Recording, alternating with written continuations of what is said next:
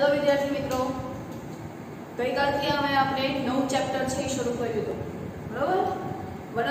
आपणे पेशीओ विषे छे वात करी के पेशी छे कोने कहेवाय, तो के जे कोषनो समूह छे एने पेशी कहेवाय। दाखला तरीके चेतापेशी, चेताकोषो एनो समूह होय एने चेतापेशी कीधुं हतुं। त्यार पछी स्नायु कोषो, तो एनो कोषो ई भेगा थाय ने पेशी बनावे એટલે કે स्नायु पेशी। आम આપણે ગઈકાલે વિવિધ પ્રકારની કોષોમાંથી આપણે પેશી વિશે છે એ સમજ્યા હતા। તો હવે આજે આપણે વનસ્પતિ પેશી વિશે છે એ ભણવાનું છે। ગઈકાલે આપણે બે જોયા હતા, પ્રાણી પેશી અને વનસ્પતિ પેશી। તો હવે આપણે ડિટેલમાં વનસ્પતિ પેશી વિશે છે એ ભણવાનું છે। તો ડિટેલમાં વનસ્પતિ પેશીમાં તો પેલો આપણે બેઝિક છે એના વિશે વાત કરી કે પેલો પોઈન્ટ તમને આપેલો છે વર્ધનશીલ પેશી, बरोबर। टॉपिक નું નામ શું છે તો કે વર્ધનશીલ પેશી।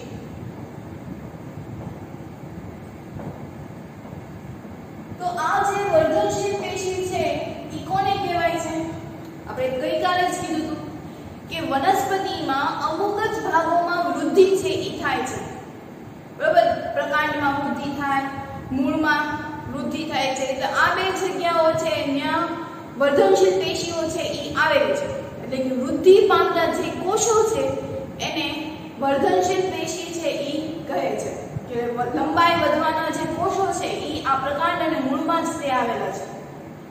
તો તમારી ટેક્સ્ટ બુકમાં એક પ્રયોગ છે ઈ આપેલો છે કે બે ગ્લાસ લેવાના છે પાણી ભરેલા અને એમાં ડુંગળીના બે કદ છે ઈ મૂકવાના, બરાબર। એટલે કંદ એટલે કે ડુંગળીના જે રીતે બટેટું હોય છે રીતે ડુંગળીના બે કંદ છે ઈ આ બે ગ્લાસમાં મૂકવાના છે। એના મૂળ છે ઈ પાણીમાં આવવા જોઈએ। દરરોજ છે ઈ તેનું અવલોકન છે ઈ કરવાનું છે, એટલે એના ધીરે ધીરે એના મૂળ છે ઈ વધતા જશે। આકૃતિ ઉપરથી આપણે વધારે સમજીએ તો ધારો કે આ એક ગ્લાસ છે અને આ બીજો ગ્લાસ। આ ગ્લાસની અંદર પાણી ભરેલું છે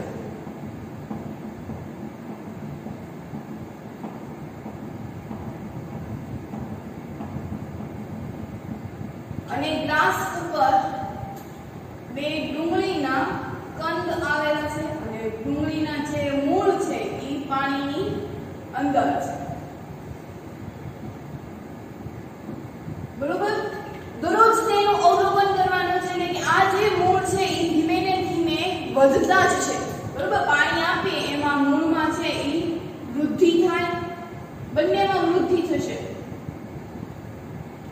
બરોબર। કારણ કે આપણે બંનેને પાણીમાં છે રાખ્યા। પણ ચોથા દિવસે કોઈ પણ એક ગ્લાસના જે વધેલા મૂળ છે ઈ કાપી નાખવાના છે, બરાબર, કાપી નાખી અને પાંચમા દિવસે ફરી તેનું અવલોકન કરો કે કયા ગ્લાસમાં મૂળ છે ઈ તેની લંબાઈ સુધી છે ઈ પહોંચે છે। તો વૃદ્ધિ કોનામાં થાય છે તો કે જે કંદમાં આપણે એના જે મૂળ છે ઈ કાપેલા નથી તો ઈ ગ્લાસમાં વૃદ્ધિ છે થશે, પણ જેમાં આપણે મૂળ છે ઈ કાપી નાખ્યા છે તો એમાં વૃદ્ધિ થશે નહીં। તો આ શું સૂચવે છે? બીજો જે ગ્લાસ છે એ શું સૂચવે છે કે વનસ્પતિમાં વર્ધનશીલ પેશી અમુક જ ભાગોમાં છે ઈ આવેલા છે, બરોબર। તમે અહીંથી કાપી નાખો છો તો ઈ થતા નથી, એટલે કે આનો મતલબ એવો કે આમાં વર્ધનશીલ પેશી આવેલા છે, અમુક ચોક્કસ ભાગમાં છે ઈ વર્ધનશીલ પેશી છે આવેલી છે। તો આપણે એવું કહી શકાય કે વનસ્પતિમાં વૃદ્ધિ છે ઈ કેટલા ચોક્કસ ભાગો કે વિસ્તારોમાં જ થાય છે। તો પહેલો પોઈન્ટ આપણે એવો લખીએ કે વર્ધનશીલ પેશી આપણે એવું લખીએ વનસ્પતિમાં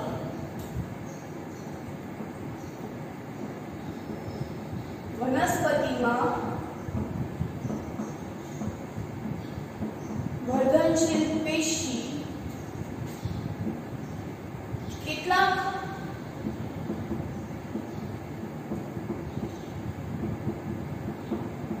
ચોક્કસ વિસ્તારો પ્રદેશોમાં આવેલી હોય છે. બરાબર, વર્ધનશીલ પેશી છે એ ચોક્કસ ભાગમાં જ તે છે એ આવેલી છે અને ત્યાંથી જ એની વૃદ્ધિ છે એ થાય છે. તો આ જે આપણે કીધું કે કેટલાક ચોક્કસ વિસ્તારો કે પ્રદેશોમાં જ આવેલા છે કે ત્યાં વૃદ્ધિ પામવાના કોષો છે એ આવેલા છે. આ કોષો છે એક હોય નહીં, કોષોનો આખો શું હોય? સમૂહ હોય. તો કે આવા જે કોષો આવેલા હોય છે એના સમૂહને આપણે પેશી કહીએ છીએ અને આ બધી પેશીઓ ભેગી થાય એટલે શું બને છે? તો કે વર્ધનશીલ પેશી. બરોબર, તો આપણે લખી શકાય કે આવી પેશીઓ, બીજો પોઈન્ટ શું લખાય કે આવી પેશીઓ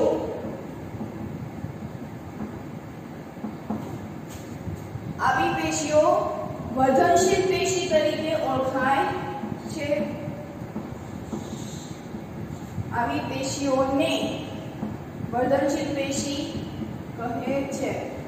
મેં હમણાં જ કીધું એમ તમને ફરી રિવાઇઝ કરી દો કે વનસ્પતિના અમુક ચોક્કસ ભાગોમાં જ તે વર્ધનશીલ પેશી છે આવેલી છે, એટલે કે એના કોષો છે એ ત્યાં આવેલા છે. બધા જ ભાગોમાં કોષો છે આવેલા હોતા નથી. આ જે કોષો હોય છે એક કોષો હોતા નથી, એનો આખો સમૂહ હોય. આખા કોષના સમૂહને આપણે કીધું કે એને પેશી કહેવાય છે. ગઈકાલે જ આપણે એવું લીધું કે કોષના સમૂહને પેશી કહે છે.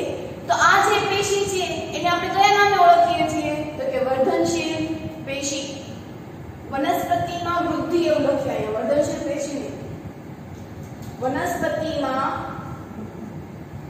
વૃદ્ધિ કેટલાક ચોક્કસ ભાગોમાં જ થાય અને આ ચોક્કસ ભાગોમાં થતી આખી પેશી હોય એ પેશીને આપણે વર્ધનશીલ પેશી છે એ કહીએ છીએ.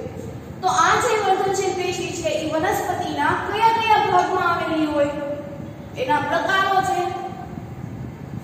તો તેના આધારે અમુક પ્રકારો પડે છે, જેમ કે અગ્રસ્થ વર્ધનશીલ પેશી, પાર્શ્વીય વર્ધનશીલ પેશી અને આંતરિષ્ઠ વર્ધનશીલ પેશી. લખીએ આપણે એના પોઈન્ટ કે આવી જે પેશીઓ છે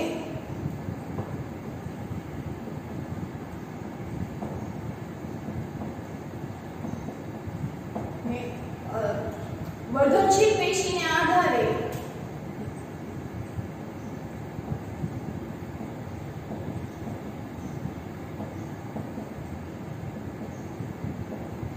વનસ્પતિમાં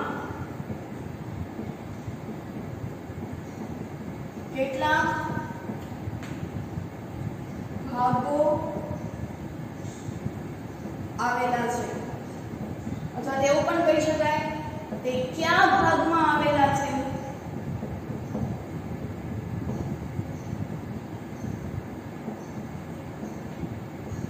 તેના આધારે પ્રકારો પડે છે. બરોબર, કયા કયા પ્રકારો? હમણાં જ આપણે નામ બોલ્યા હતા કે પેલું અગ્રસ્થ વર્ધનશીલ પેશી, પછી બીજું છે એ પાર્શ્વીય વર્ધનશીલ પેશી અને ત્રીજું છે એ આંતરરાષ્ટ્રીય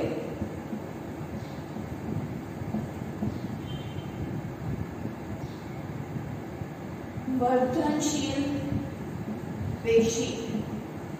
બરોબર, આ જે વર્ધનશીલ પેશી છે એ ક્યાં આવેલી છે? તો કે વનસ્પતિમાં 3 ભાગ છે એમાં આવેલી છે. અગ્રસ્થ વર્ધનશીલ પેશી, પાર્શ્વીય અને આંતરરાષ્ટ્રીય.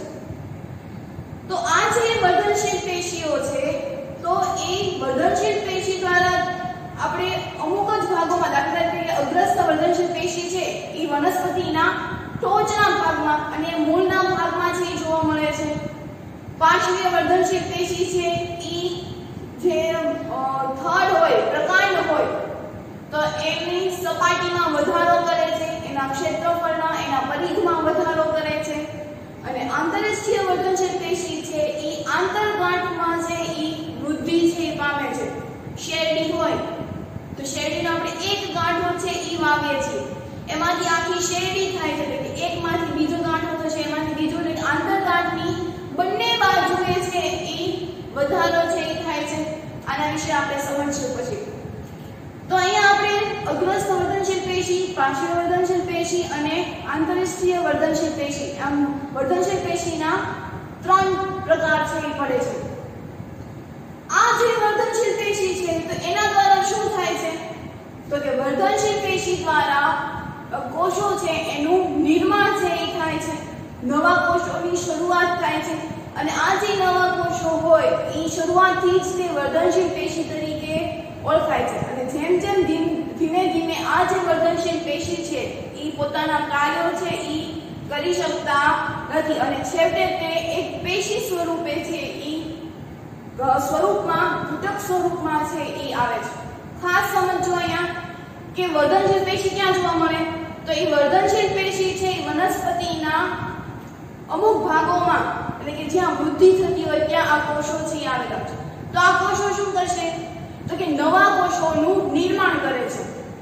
બરોબર, વર્ધનશીલ પેશી શું કરે તો કે વૃદ્ધિ પામવા માટે નવા કોષોનું નિર્માણ કરે. આ જે નવા કોષો છે ઈ શરૂઆતમાં વર્ધનશીલ પેશી તરીકે જ ઓળખાય છે, પરંતુ જેમ જેમ વૃદ્ધિ પામતા જાય તેમ તેમ તે છે ઈ પેશીઓ તરીકે છે ઈ વલટવા માંડે છે. એટલે કે જેમ જેમ વૃદ્ધિ થતા જાય, પરિપક્વ બનતા જાય, તો એક સમય એવો આવે કે જેમાં વૃદ્ધિ થાય નહીં. આપણી જ વાત કરી લઈએ તો માણસમાં વૃદ્ધિ છે એ થાય છે, બાળક જન્મ્યું હોય ત્યાંથી, પણ એક સમય એવો જશે કે આપણી લંબાઈ છે એ વધશે નહીં, આપણી હાઈટ છે એ વધશે નહીં, એટલે કે આપણામાં વૃદ્ધિ થશે નહીં, આપણે પરિપક્વ બની ગયા. અને જ્યારે કોઈ પણ સજીવ છે એ પરિપક્વ બની જાય એટલે એમાં વૃદ્ધિ થાય નહીં, આપણી હાઈટ છે એ અમુક સુધી જ થશે, પછી થશે નહીં. એટલે જ એવું કે નાના છોકરાઓ છે એને સાયકલિંગ કરાવો તો એની હાઈટ છે એ ડબલ થાય, કારણ કે ત્યારે હજી એના કોષો કેવા હોય તો કે નાજુક હોય.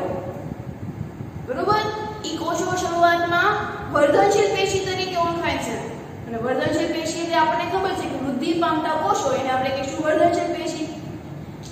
એટલે આપણામાં પણ અમુક સમય સુધી જ તે આપણે પરિપક્વ ન બનીએ ત્યાં સુધી જ તે વૃદ્ધિ છે એ થાય છે. તો એવી જ રીતે વનસ્પતિમાં પણ થાય છે કે આ જે વર્ધનશીલ પેશી છે એ નવા કોષોનું નિર્માણ કરે છે અને નવા કોષોનું નિર્માણ થતા જે શરૂઆતના જે કોષો હશે એ વર્ધનશીલ પેશી તરીકે જ તે ઓળખાય છે, પરંતુ જેમ જેમ વૃદ્ધિ પામતા જાય અને પરિપક્વ બની જાય એટલે તેમાં વૃદ્ધિ થતી નથી, એની વૃદ્ધિ છે એ અટકી જાય છે.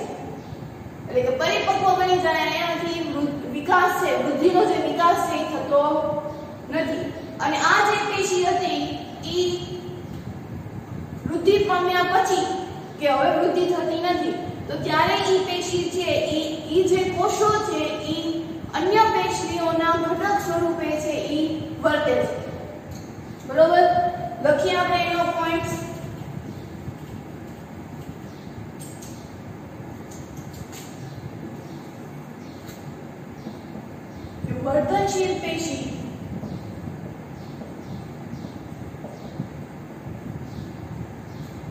વર્ધનશીલ પેશી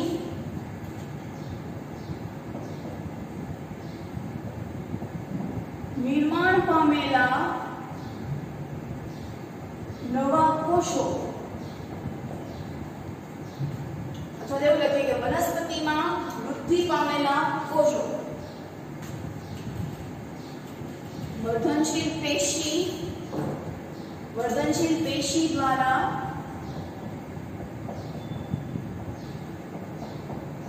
નિર્માણ પામેલા કોષો શરૂઆતમાં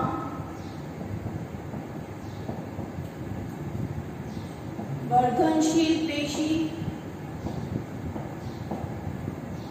સ્વરૂપે જ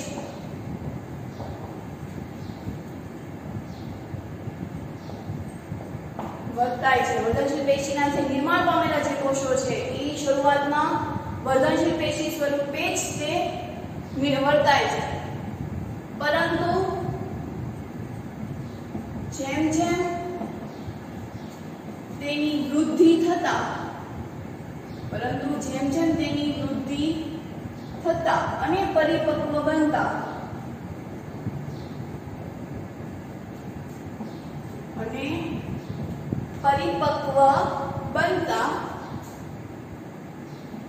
આ કોષ વૃદ્ધિ પામતા નથી અને આ કોષ પછી કેટલીક પેશીઓ સ્વરૂપે કેટલીક પેશીઓના ઘટક સ્વરૂપે ઘટકોના સ્વરૂપે વર્તાય છે. બરોબર, વર્ધનશીલ પેશી દ્વારા જે કોઈ નવા કોષોનું નિર્માણ થાય છે એ નવા કોષો શરૂઆતમાં વર્ધનશીલ સ્વરૂપે હોય છે, પણ જેમ જેમ સમય જતા જાય તેમ તેમ તેની વૃદ્ધિ થાય અને છેલ્લે પરિપક્વ બની જાય. એટલે કોષમાં વૃદ્ધિ થતી નથી અને આ કોષો પછી કેટલીક પેશીઓના ઘટક સ્વરૂપે છે એ વર્તાય છે. ત્યાર પછી હવે આપણે શું જોયું હતું કે વર્ધનશીલ પેશી છે એ વનસ્પતિમાં કેટલાક જ ભાગોમાં છે એ જોવા મળે છે, અથવા એવું કહી શકીએ કે કયા ભાગોમાં જોવા મળે છે તો તેના આધારેના પ્રકારો છે. કયા? અગ્રસ્થ વર્ધનશીલ પેશી, બાહ્ય વર્ધનશીલ પેશી અને આંતરસ્ત્રીય વર્ધનશીલ પેશી. તો હવે એમાં પહેલા આપણે અગ્રસ્થ વર્ધનશીલ પેશી જોઈએ કે એ ક્યાં આવેલી છે.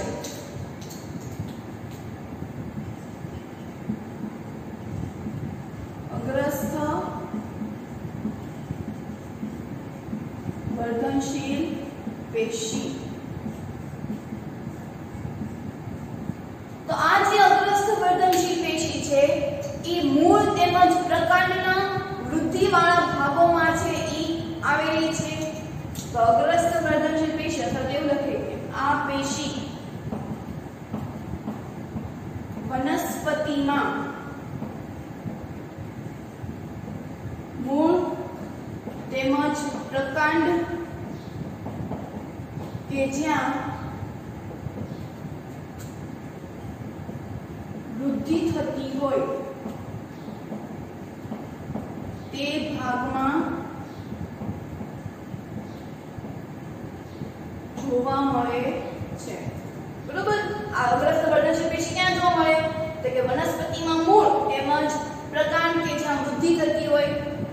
એટલે કે જે વનસ્પતિ છે, પ્રકાંડ એટલે કે ટોચના અને મૂળ એટલે નીચેના, એટલે આ જે વર્ધનશીલ પેશી છે એ પ્રકાંડની ટોચની ભાગમાં આવેલા છે અને મૂળ છે એની ટોચના ભાગમાં છે એ આવેલી છે.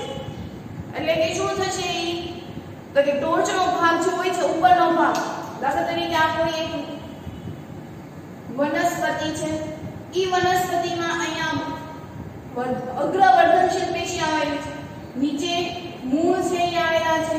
તો આ જે વર્ધનશીલ પેશી છે એના ઉપરના ભાગમાં જે આવે છે અને નીચેના ભાગમાં પણ આવે છે. તો આ પેશી છે એનું કામ શું હોય છે?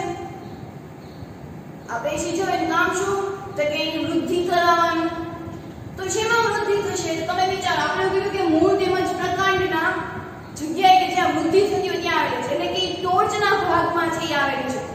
મૂળનો ટોચ અને પ્રકાંડનો ટોચ. એટલે પ્રકાંડ છે એમાં પણ ઉપરથી વધશે અને નીચે પણ વધશે. આમ તમે જુઓ કે જ્યારે આપણે કોઈ છોડ વાવ્યો હોય છે ત્યારે એની સાઈઝ નાની હોય છે, જેમ જેમ મોટો થતો જાય તેની લંબાઈ છે એમાં વધારો થતો જાય. તો આ પેશીનું કામ પણ એવું કે વનસ્પતિની લંબાઈમાં વધારો થાય. શેનાથી થાય તો કે અગ્રસ્થ વર્ધનશીલ પેશીથી. તો એક પોઈન્ટ એવો લખીએ કે આ પેશીથી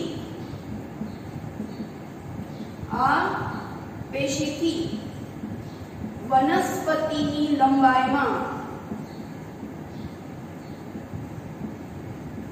શું થાય છે તો કે વધારો થાય છે. બરોબર,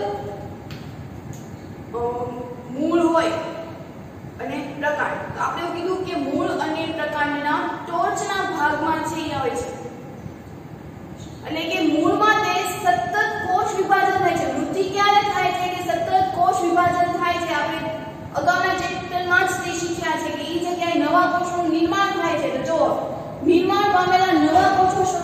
વર્ધનશીલ પેશી સ્વરૂપે છે. તમે જો આ એક પાર્ટ છે બીજા પાર્ટ સાથે કેવો રિલેટેડ છે. કોષ વિભાજન એટલે શું? સતત નવા કોષોનું વિભાજન થવું. મૃત કોષ, ઈજાગ્રસ્ત કોષ અથવા તો ખલેલ પહોંચેલા હોય કે જૂના કોષો હોય તો એ જગ્યાએ નવા કોષો છે એનું સ્થાન લઈને એટલે કે નવા પામેલા કોષો શરૂઆતમાં વર્ધનશીલ એટલે કે વૃદ્ધિમાં વધારો કરતા હોય તેવા કોષો છે એ હોય છે. તો આમાં પણ જો કે એ કોષો છે નવા ત્યાં આવે છે મૂળ અને પ્રકાંડમાં અને ત્યાંથી તેની લંબાઈમાં વધારો થાય છે. જ્યારે આપણે છોડ લાવે છે ત્યારે નાનો હોય છે પણ ધીરે ધીરે એ મોટો થતો જાય. તો ક્યાંથી મોટો થાય છે? તો કે મૂળ અને નીચેથી અને પ્રકાંડથી. જ્યારે આપણે છોડ લાવ્યા ત્યારે એના મૂળ પણ નાના હોય છે અને પછી એના મૂળ છે એ મોટા થતા જાય એટલે કે બંનેના ટોચના ભાગમાં છે એ આ અગ્રસ્ત વર્ધનશીલ પેશી છે એ આવેલી હોય છે. આનું કાર્ય શું? આપણને એવો પૂછે અગ્રસ્ત વર્ધનશીલ પેશીનું કાર્ય શું? એ શું કામ ત્યાં હોય છે? તો કે મૂળ અને પ્રકાંડની લંબાઈમાં વધારો થાય છે અને તેના કારણે વનસ્પતિની લંબાઈમાં પણ વધારો છે એ થાય છે. એટલે હવે સમજાવો અગ્રસ્ત વર્ધનશીલ પેશી ક્યાં હોય? ક્યાં હોય? મૂળ અને પ્રકાંડની ટોચના ભાગમાં. એના પછી બીજો આવે છે પાર્શ્વીય વર્ધનશીલ પેશી. બીજો પ્રકાર છે એ કયો છે? તો કે પાર્શ્વીય વર્ધનશીલ પેશી. તો આ પેશી છે એ શું કામ કરશે? તો કે વનસ્પતિના જે થડ હોય છે બરોબર પ્રકાંડ હોય છે તો એ પ્રકાંડના પરિઘીય વિસ્તારમાં અને તે મૂળની વૃદ્ધિમાં પણ મૂળમાં જે પરિઘીય વિસ્તાર હોય છે તેની વૃદ્ધિમાં પણ પાર્શ્વીય વર્ધનશીલ પેશી છે આવેલી હોય છે. પોઈન્ટ્સ લખીએ પહેલા સમજી લઈએ કે પ્રકાંડના પરિઘીય વિસ્તારમાં અને મૂળની વૃદ્ધિમાં આ પેશી આવેલી છે. બરોબર? આ ક્યાં આવેલી છે? તો કે પ્રકાંડના પરિઘીય વિસ્તારમાં અને મૂળની વૃદ્ધિમાં આ પેશી છે આવેલી છે. સમજીએ આપણે આ કૃતિ હવે આપણે ભૂસી નાખીએ. અહીંયા આપણને એવું લખ્યું પ્રકાંડના પરિઘીય.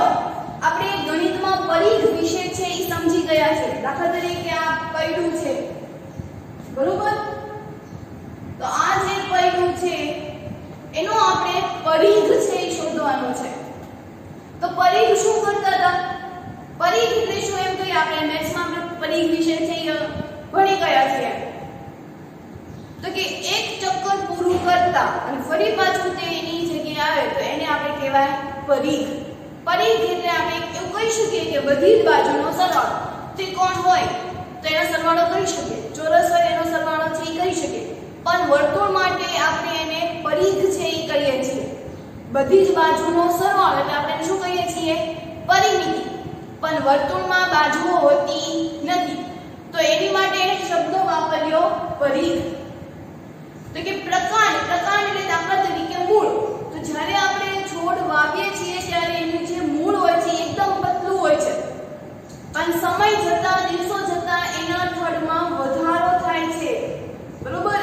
થડ પહેલા પાતળું હતું પછી એનું થડ છે એ જાડું થતું જાય છે એટલે કે એના પરિઘીય વિસ્તાર એનો પરિઘ થયો થડ એટલે એનો આપણે ગોળ.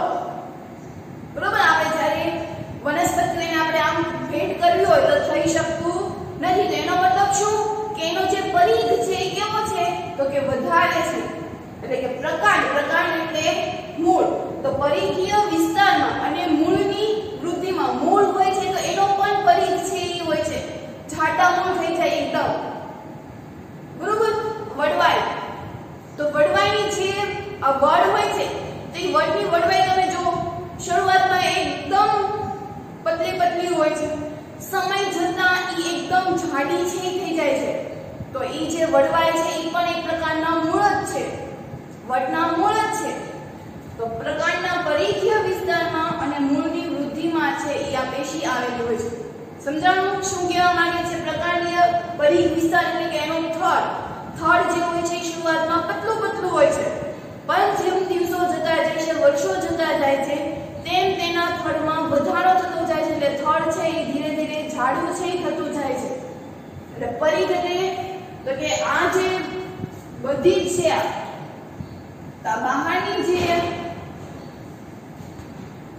બહારનો જે વિસ્તાર હોય એને આપણે શું કહેવાય? પરિઘ. તો ઈ પરિઘ હવે થયો પરીક્ષામાં એવું પૂછાય ખાલી જગ્યામાં કે થડ જાડું થવા માટે ખાલી જગ્યા પેશી છે એ આવેલી છે. ફરી એક વખત બોલું, થડને જાડું થવા માટે ખાલી જગ્યા પેશીઓ આવેલી હોય છે. તો કઈ પેશી આવશે? તો કે પાર્શ્વીય વર્ધનશીલ પેશી. કારણ કે પાર્શ્વીય વર્ધનશીલ પેશીમાં જ તે પ્રકારના પરિઘીય વિસ્તારમાં વધારો થાય છે, મૂળની પરિઘમાં વધારો થાય છે. પછી એવું પણ પૂછે કે મૂળના ટોચના ભાગમાં વૃદ્ધિ થતી હોય તો ત્યાં કઈ વર્ધનશીલ પેશી આવેલી હોય છે? તો કે અગ્રસ્થ વર્ધનશીલ પેશી છે આવેલી હોય છે. આમ અગ્રસ્થ વર્ધનશીલ પેશી, પાર્શ્વીય વર્ધનશીલ પેશી અને હવે આપણે છેલ્લી વર્ધનશીલ પેશી ભણીએ જેનું નામ છે આંતરઇષ્ઠીય વર્ધનશીલ પેશી.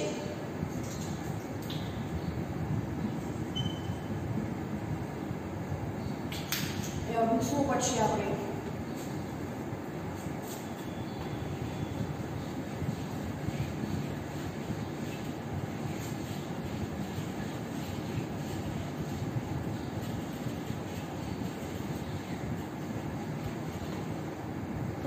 છેલ્લો પોઈન્ટ કયો છે?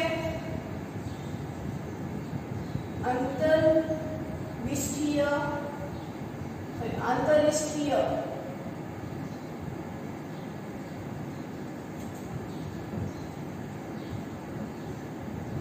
વર્ધનશીલ પેશી. બરોબર, છેલ્લો કયો છે? આંતરઇષ્ઠીય વર્ધનશીલ પેશી. તો આ પેશી છે ક્યાં આવેલી હોય છે? તો કે પર્ણના તલ પ્રદેશ. આ પેશી છે પર્ણના તલ પ્રદેશમાં અને આંતરગાંઠની બંને બાજુએ છે આવેલી હોય છે. આ પેશી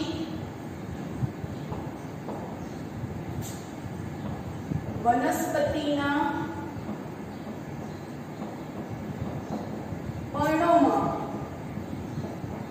પર્ણોના તલ પ્રદેશમાં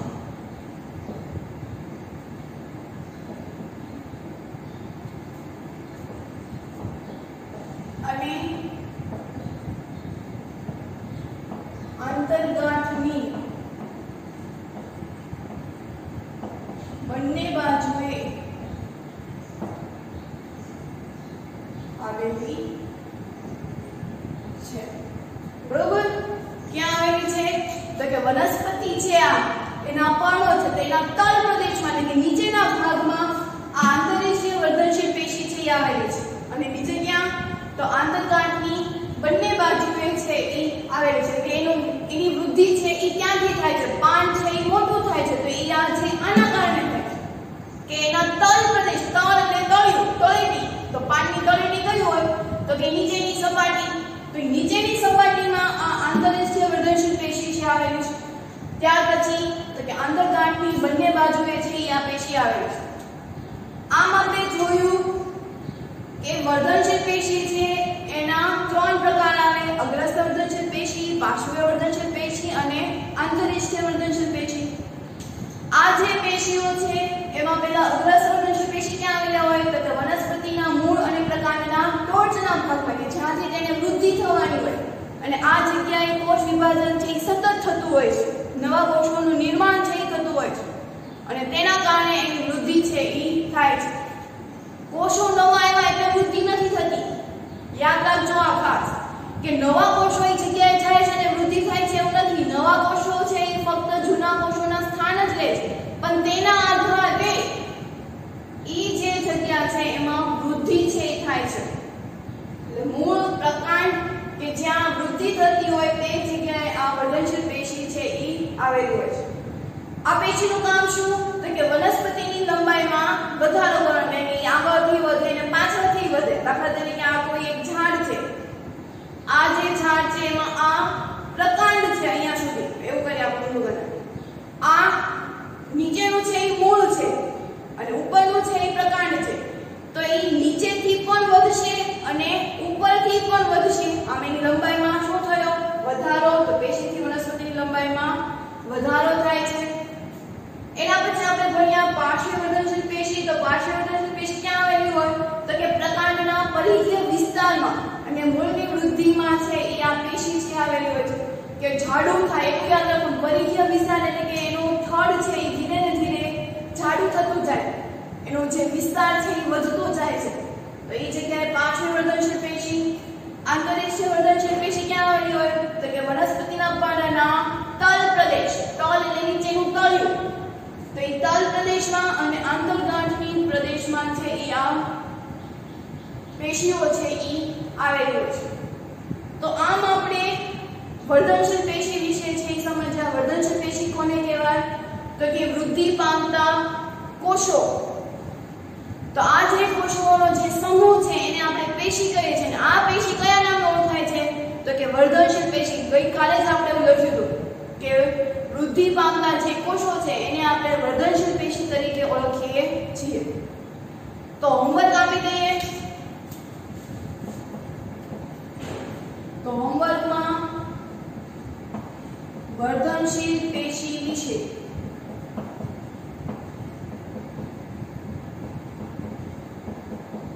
નોંધ લખો.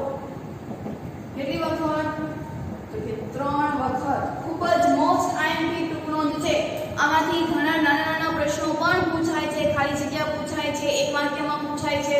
એવું પણ કહી શકીએ કે વર્ધનશીલ પેશીના પ્રકારો જણાવી તે કયા કયા ભાગોમાં વિભાજિત થાય છે. તો આપણે જોયું કે વર્ધનશીલ પેશીના ટોટલ 3 પ્રકાર છે. એના બધા પોઈન્ટ્સ છે એ તમારે લખી નાખવાના. અહીંયા મેં જે પોઈન્ટ્સ લખેલા છે એ અમુક ફૂલ સેન્ટેન્સમાં લખેલા છે, અમુક શોર્ટમાં લખેલા છે. તો જ્યારે પણ તમે લખવા બેસો હોમવર્ક ત્યારે ટેક્સ્ટ બુક છે એ સાથે લઈને લખવી. તો આપણે આજે અહીંયા લેક્ચર છે પૂર્ણ કરીએ, પણ એ સાથે વર્ધનશીલ પેશી પણ આપણે એનો જે ટોપિક હતો એ પૂર્ણ કરીએ છીએ.